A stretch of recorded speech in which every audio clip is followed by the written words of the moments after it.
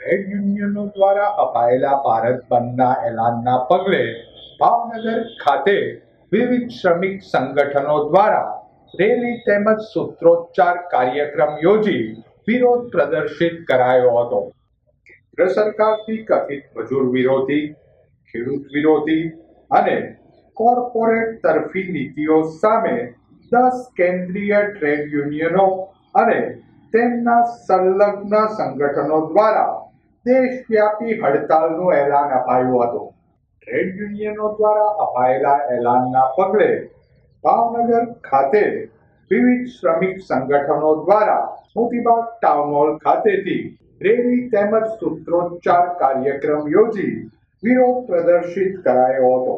Moti Bagh town hall ખાતેથી યોજાયેલ rally શહેરના ઘોઘાગેટ ચોક ખાતે પૂર્ણ થઈ હતી.